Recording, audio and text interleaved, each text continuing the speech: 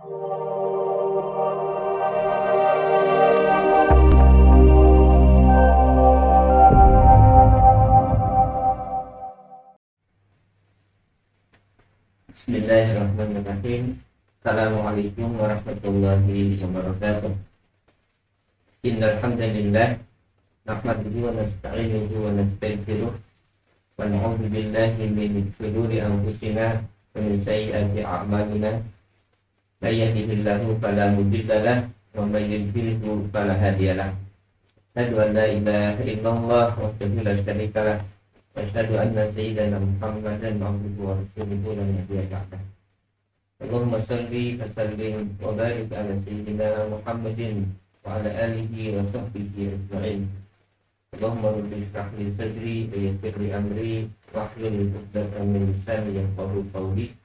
Wastajdid lisani wahlul qalbi bi haqqi sayyidina Muhammadin sallallahu alaihi wasallam. Rabbi zidna ilman warzuqna fahma subhanaka la ilma lana illa ma 'allamtana innaka antal alimul hakim. Wala hawla wala quwwata illa billahil aliyyil azim. Qala ta'ala fi kitabihil karim, a'udzu billahi minasyaitonir rajim. Bismillahirrahmanirrahim.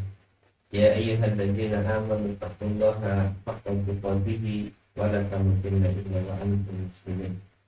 Sadaqallahul azim. Allahumma hamdana bil Alhamdulillah, pemirsa sahabat kita yang dirahmati dengan izin Allah Subhanahu wa taala, pada hari ini akhir kita mengisi salah satu kajian di channel ini.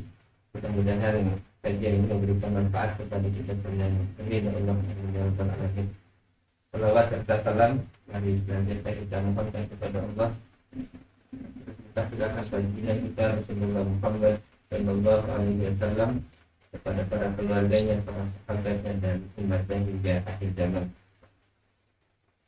Pemirsa sahabat kita yang rahmati, pada kesempatan kali ini Al-Fakir akan mencoba untuk membahas salah satu tema di dalam satu kitab yang berjudul Al-Arba'un Arba'in min Ahadits Sayyidil Mursalin sallallahu alaihi wasallam. Satu kitab yang disusun oleh seorang ulama yang muqtadah, yaitu Syekh Yusuf bin Ismail An-Nabhani rahimahullahu ta'ala. Dan sebelum kita masuk ke dalam pembahasan di kitab ini, memang ini kitabnya agak tebal, dan sesuai dengan judul kitab ini, maka di dalamnya ada 40 tema, yang masing-masing tema nanti ada 40 hadis. Jadi Al-Arba'un Arba'in adalah 40 tema yang kemudian di dalamnya ada 40 hadis-hadis Rasulullah SAW yang terkait dengan tema tersebut. Dan tentu dengan waktu yang amat singkat, kita tidak akan mungkin bisa mengkaji seluruh tema itu. Kita akan ambil salah satu dari tema itu yang terkait dengan keutamaan dari Al-Quran yang mulia dan keutamaan membacanya, insyaallah. Namun sebelum itu kita coba untuk mengenal dulu kitab yang akan kita kaji ini, dan kemudian juga sedikit kita mengenal mu'alif penyusun dari kitab yang mulia ini, insyaallah. Pemirsa yang Allah rahmati, kitab ini berjudul Al-Arba'un Arba'in. Kita mungkin pernah mendengar ada satu kitab yang sangat terkenal di kita di berbagai kajian di majelis taklim. Ada namanya kitab Arba'in An-Nawawiyah, kitab yang berisi 40-an hadis disusun oleh Imam Nawawi rahimahullah ta'ala. Dan kalau kita membaca kenapa para ulama menyusun 40 kitab, 40 hadis maksudnya di dalam kitab mereka, maka yang mendorong para ulama untuk menyusun 40 hadis yang sesuai dengan yang tema yang mereka buat adalah ada satu hadis dari bilang kita Rasulullah SAW, sebagaimana Imam Nawawi dalam muqaddimah di kitab An-Nawawiyah sebutkan,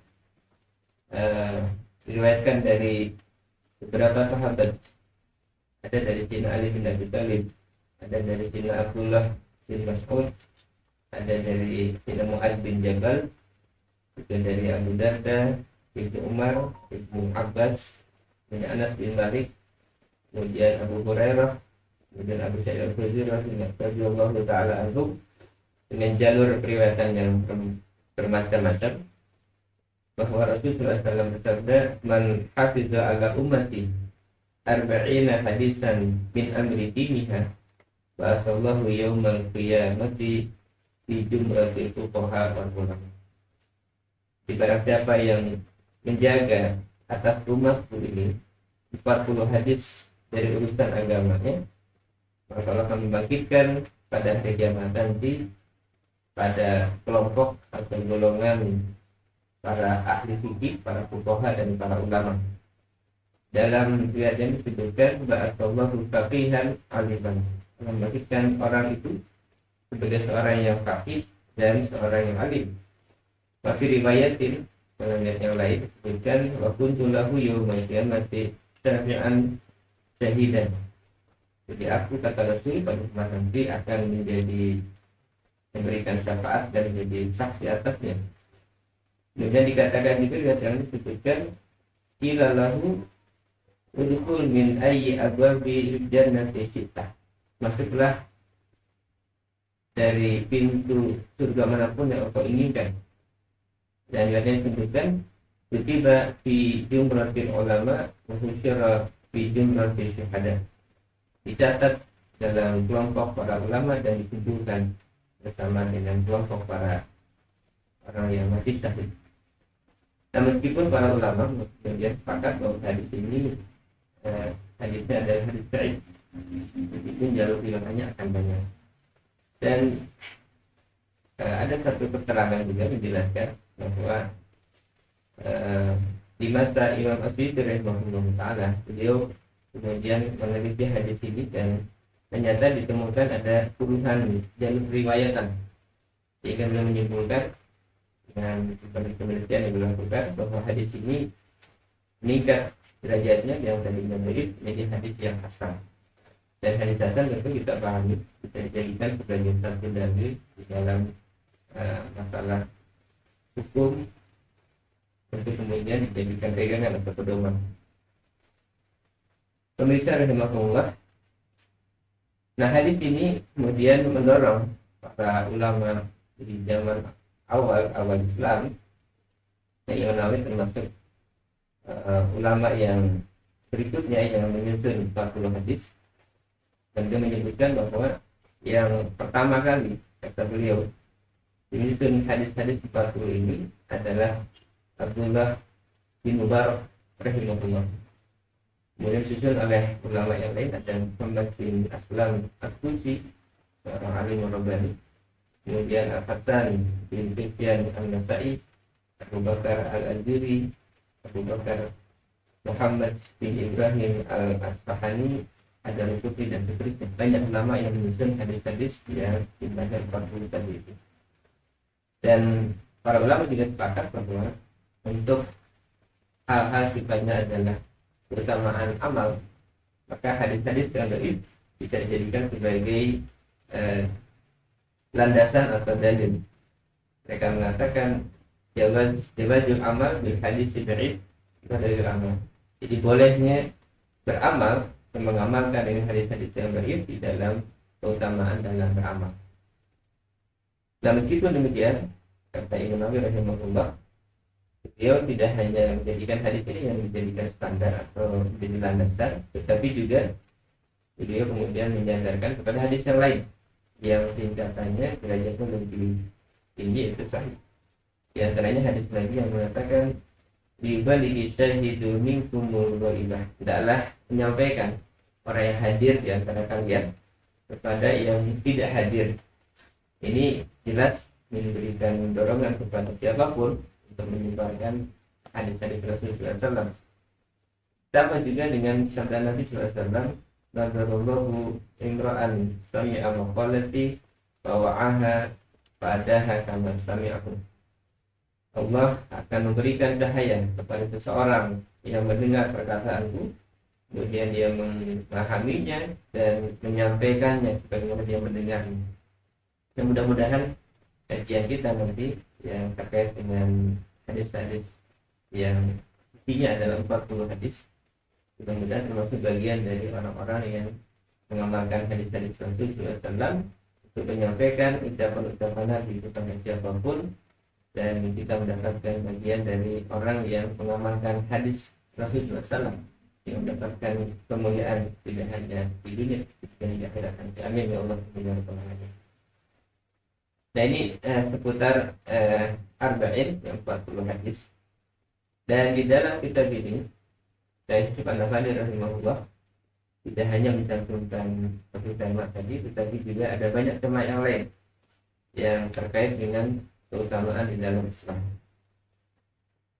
Nah ini bagian pertama yang kaitan dengan pengenalan kita terhadap kitab Al-Arba'in bin Hadis Sayyidil Mursalin sallallahu alaihi wasallam. Jadi 40 hadis, 40 tema yang jadi 40 hadis dari hadis-hadis junjungan kita Rasulullah Muhammad sallallahu alaihi wasallam.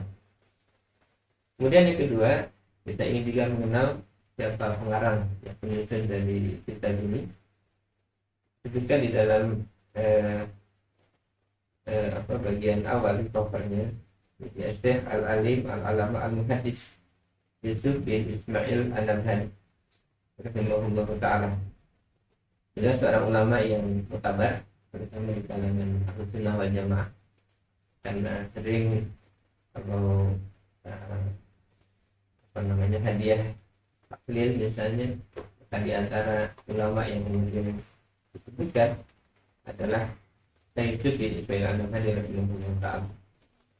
Dan beliau seorang ulama yang hidup ya, di abad ke-14 Hijriah, dan beliau wafat di tahun 1350 Hijriah, di tahun kurang lebih 1932 ya. Jadi sekian puluh tahun yang lalu. Dan beliau seorang yang fakih fikih, hingga para ulama mengenal beliau sebagai orang yang alim, al-alamah, al-muhaddis, seorang ahli hadis. Tapi juga dalam kitab yang disebutkan bahwa beliau adalah seorang mufasir dan al-qadhi, seorang ahli tafsir dan juga seorang hakim. Jadi luar biasa ulama-ulama kita mengajarkan, memberikan teladan bagaimana mereka mumpuni dalam tidak hanya satu bidang ilmu, tetapi juga mereka mumpuni dalam bidang ilmu yang lain. Tidak hanya ilmu Al-Quran, tafsir, dan juga hadis, tapi juga ilmu fikih. Karena beliau dianggap menjadi qadhi, menjadi seorang hakim, tentu orang yang sangat luar biasa dalam pengetahuan fikihnya. Dan beliau diberikan karunia umur yang panjang sampai 85 tahun. Dan di usia yang panjang ini sangat produktif untuk menuliskan dan menyusun kitab-kitab ya. Dalam bukunya disebutkan ada sekitar 80 kitab yang beliau susun. Yang diantaranya adalah kitab kaitan dengan fikir, ada kitab tentang sirah Nabi, ada tentang selawat dan seterusnya. Dan beliau belajar hafalan Al-Quran, katakan dalam biografinya, belajar dari ayah dan sendiri, yaitu Syekh Ismail bin Yusuf, seorang syekh usia 80 tahun, dan di usia yang lanjut seperti itu beliau masih diberikan akal dan indera, kekuatan dan hafalan yang sempurna, mudah rajin beribadah, dan bacaan Qurannya sangat bagus, dan 3 hari sekali juga menghatamkan Al-Quran. Ini luar biasa ya, bagi kita merupakan satu pelajaran dan pengalaman yang luar biasa. Tidak heran karena memang para ulama dulu mereka rata-rata ya, di usia yang sangat muda, mereka sudah menghatamkan bahkan menghafal Al-Quran dari para orang tua mereka. Dan termasuk juga cucu dari Syekh Yusuf bin Ismail An-Nabhani, itu Syekh Taqi An-Nabhani rahimahullah ta'ala, itu juga seorang yang dari kecil sudah hafal Al-Quran. Ini bagi kita pelajaran yang biasa Kemudian kita diberikan juga kemampuan untuk mengikuti jejak-jejak para ulama kita. Amin ya Allah. Amin ya Rabbal Alamin.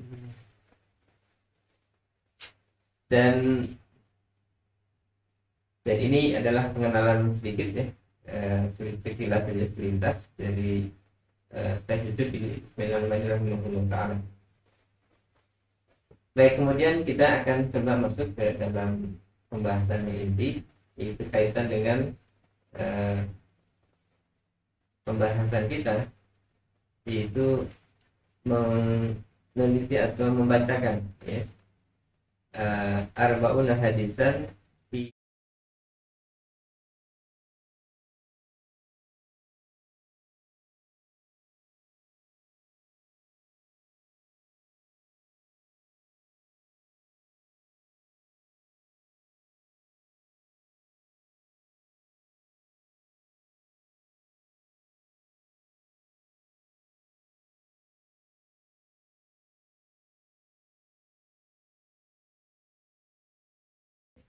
dan pada intinya adalah ini menjelaskan kepada kita keutamaan dari Al-Qur'anul Karim dan juga keutamaan membacanya.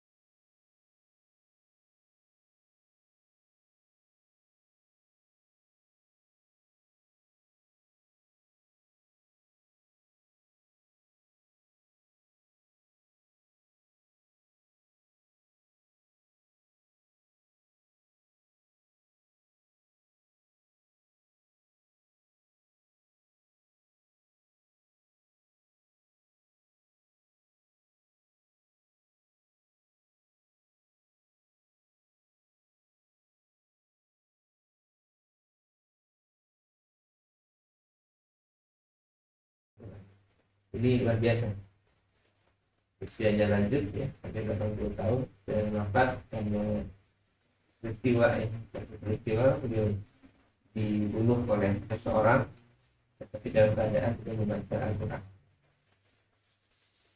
Qala berkata Imam bin Affan radhiyallahu anhu, qala Rasulullah sallallahu alaihi wasallam,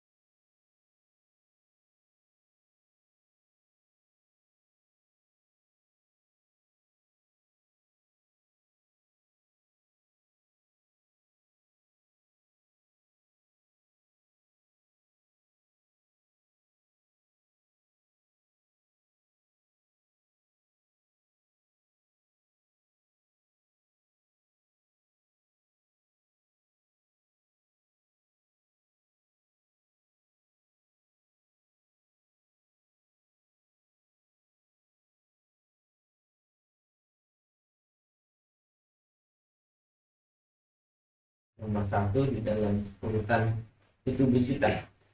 Jadi kalau kita belajar sedikit tentang ilmu hadis, maka Imam Al-Bukhari adalah perawi hadis yang muktabar, yang utama, nomor satu. Kemudian ada Imam Muslim dan Ashabus Sunan setelah itu. Dan ini menunjukkan kepada kita bagaimana mu'alif atau pengarang kita ini memberikan porsi kedudukan yang tinggi terhadap hadis dari Imam Al-Bukhari.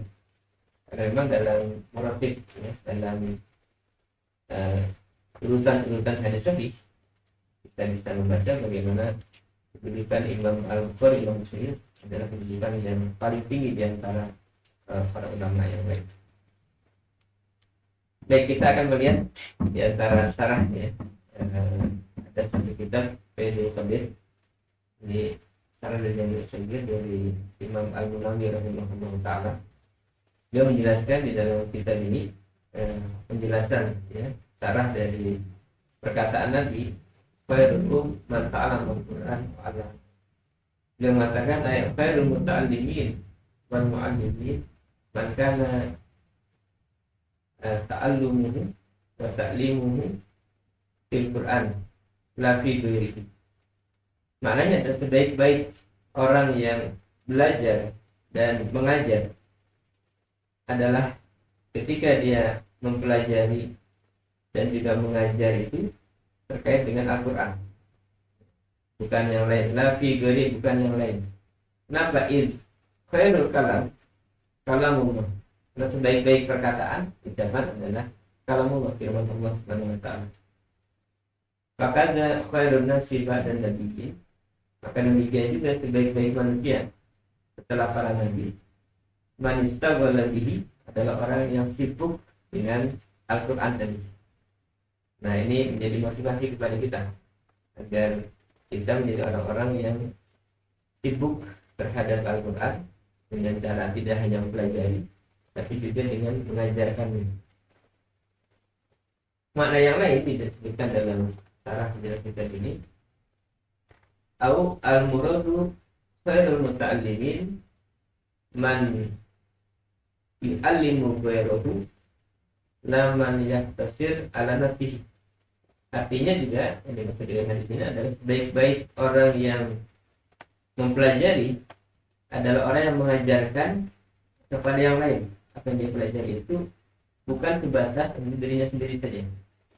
Nah, oleh karena itu ini keutamaan bagi orang yang mempelajari Al-Quran, kemudian juga berupaya mengajar kepada yang lain.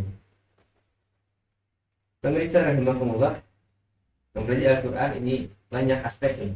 Mulai dari kita mempelajari cara membaca yang baik dan benar, ada tahsin, kemudian juga menghafalkannya, kemudian kita belajar untuk memahaminya dengan tafsir Al-Quran, dan juga kemudian aspek yang lain, ulumul Quran di dalam. Dan setelah itu kemudian kita berupaya untuk mengajarkannya juga kepada yang lain. Nah, mudah-mudahan setelah kita mendengarkan hadis ini dan juga sedikit kita jelaskan terkait dengan cara penjelasan dari hadis ini, kita kemudian makin termotivasi untuk menjadi orang yang terbaik, itu dengan cara mempelajari Al-Quran dan kemudian setelah itu mengajarkannya kepada yang lain. Mudah-mudahan kita diberikan kemampuan untuk mengamalkan hadis ini, kita menjadi orang yang terbaik di antara yang lain, itu dengan cara mempelajari Al-Quran dan juga dengan mengajarkan kepada yang lain. Nah, ini barangkali yang pertama yang kita bisa bacakan pada kesempatan ini sebagai awalan pembuka. Mudah-mudahan nanti kita bisa teruskan melanjutkan dengan hadis-hadis berikutnya yang menjelaskan tentang keutamaan Al-Quran dan juga membacaannya Al-Quran. Mudah-mudahan menjadi ilmu yang bermanfaat, dan sekali lagi kita diberikan oleh Allah kemampuan untuk mengamalkan apa yang kita pelajari, dan ini bagian dari upaya untuk menyebarkan ilmu di tengah-tengah kaum muslimin, sehingga ilmu itu menjadi tersebar di tengah-tengah mereka dan menjadi sesuatu yang bisa dipelajari dan diamalkan. Barangkali demikian, kurang lebihnya apakah mohon maaf. Mudah-mudahan memberikan kepada kita istiqomahan di dalam pelajari dan juga mengajarkan ilmu yang diberikan kepada Demikian, subhanakallahumma wa bihamdika, asyhadu an la ilaha illa anta, astaghfiruka wa atubu ilaik. Assalamualaikum warahmatullahi wabarakatuh.